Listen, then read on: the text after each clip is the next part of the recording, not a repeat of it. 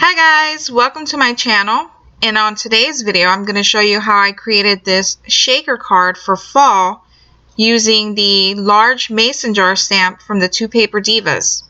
Now I have a few videos up on my channel featuring the same stamp set, and I will make sure to leave a link somewhere in the video to that.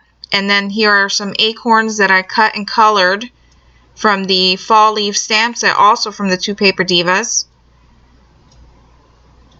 And I'm going to show you exactly how I created this. And here's the sentiment. I decided to add the sentiment on the inside, Happy Fall, and I stamped that using my StazOn ink.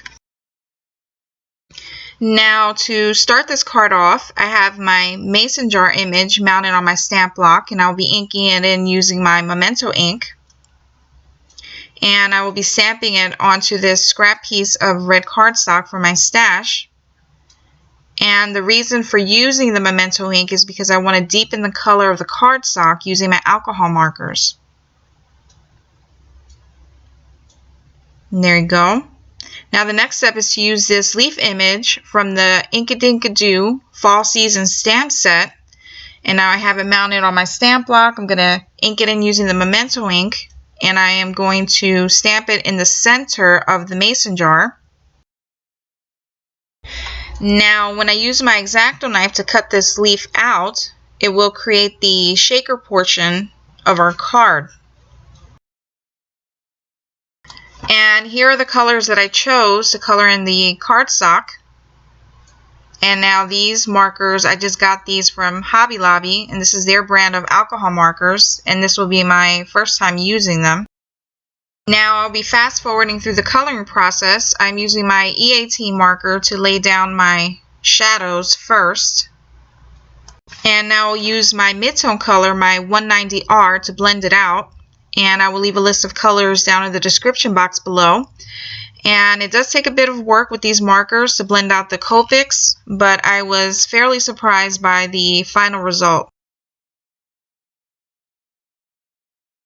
And now I'll blend everything together using my lightest color, my 189R, and then I will add some shading with my E18 along the rim of the mason jar, blending it out with my mid-tone, my 190, and then blending it all together using my 189R. And here's how it's looking so far. Now there is a little bit of streaking on the right hand side of this image, so I will definitely add a second coat of color using the lightest color, the 189R. And as you can see, that actually helped to blend everything together to give the image a more uniform color. And now for this next part, I will be quickly going through the process of cutting out the leaf image using my X-Acto knife. And I am being careful to follow the image as closely as I can. And as you can see, I am turning my paper with each cut that I make.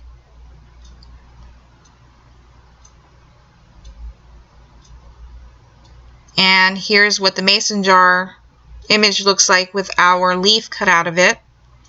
And this will make up the shaker portion of our card. Now I did go back in with my E18 marker to add a little bit of shadow to the exposed areas of the leaf image. And now using my big scissors, I will cut out the entire mason jar image and get it ready for our card base. Now off camera, I tied on some brown jute cording around the mason jar, and I tied it into a knot, and now I have a piece of acetate that I will be adhering to the back of the mason jar. I already added my adhesive off camera, and then I will press that down, and then using my big scissors I will cut around it, cutting off all of the excess. I'm sorry that I'm a little off camera for this part, guys. I am just cutting away all of the excess acetate using my big scissors.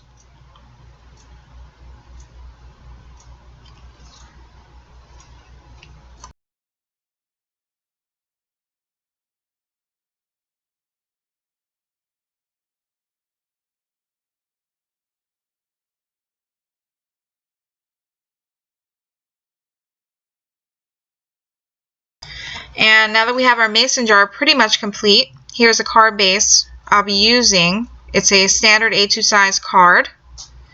And for my card layer, I'll be using this pattern paper. And this is from the Paper Studio. This is their Adhesive Chevron paper pad. And here's the paper that I chose. And now we'll take off the backing from the adhesive, line it up the best I can on my card base, and adhere it down.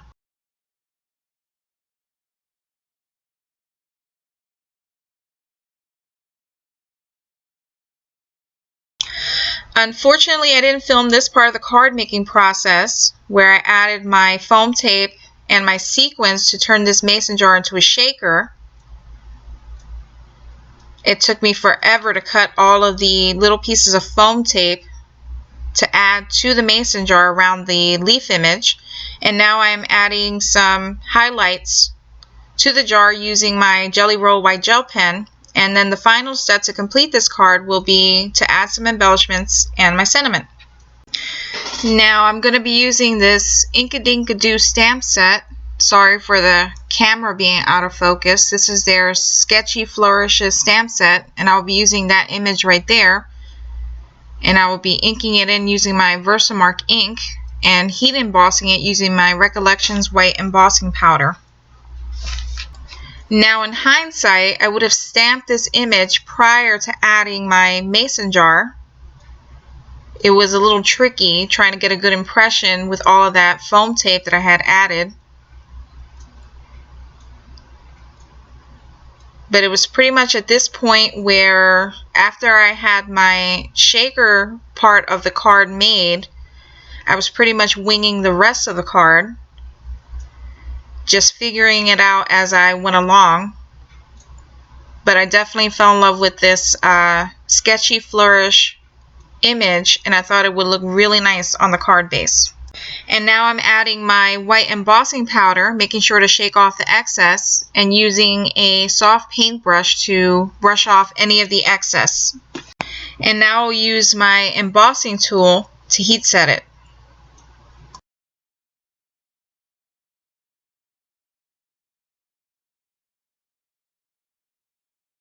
And now here's a close-up of how the card is turning out so far. And I will be adding a few more embellishments before I call this card complete. Now I'm going to stamp this acorn image from the fall leaf stamp set from the 2 Paper Divas on the scrap piece of white cardstock, and I'm going to use my Memento ink so I can color it in using my Copics, and I'm going to stamp it 3 times on the cardstock. And this is pretty much the style of card that I'm used to making. I usually have like a general idea, nothing really planned out, and I kind of just go with the flow and figure everything out as I go along. Now these are the 3 colors of Copics that I have chosen to color in my acorns. And now we'll quickly speed through the coloring portion, and I will meet you back here to finish up the card.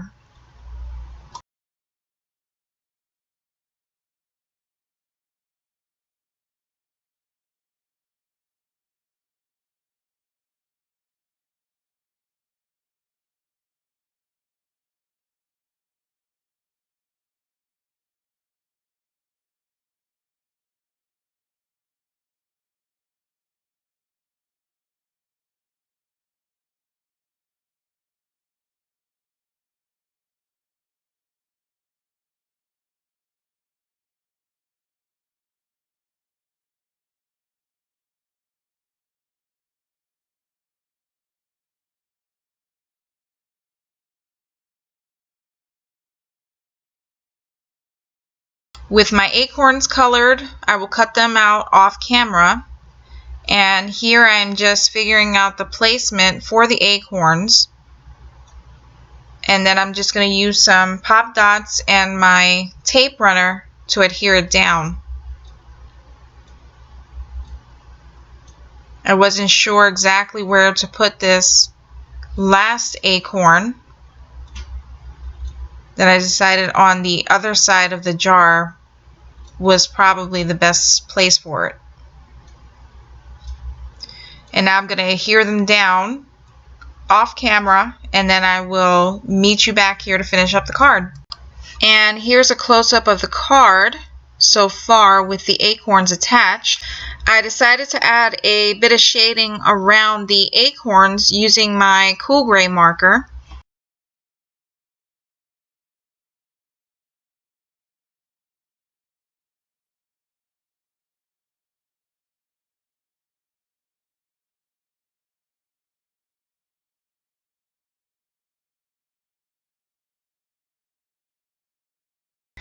And now I'll be adding a little bit of a highlight to each of the acorns using my Jelly Roll white gel pen. And now I will be adding some dash lines around the edges of the card layer to tie everything together.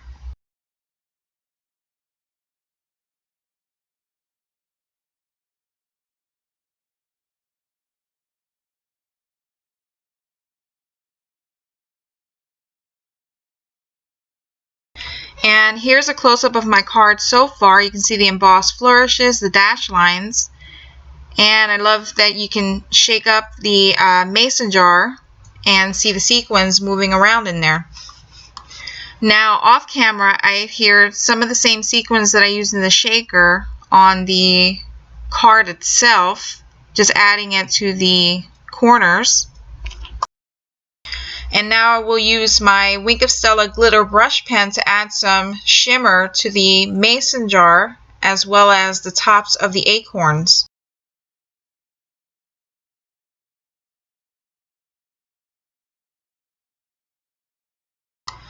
And here's a close-up of all of the sparkly and shimmery goodness that you get with the Wink of Stella glitter brush pen. I think it really makes the mason jar and the acorns stand out from the card base. Love how the light catches all of the glittery goodness on there. And now off camera, I stamped my sentiment Happy Fall using my StazOn ink. Here is one final look at the card I created. I hope you guys enjoyed this video. Thanks for watching, and please subscribe for more. And I'll catch you guys next time.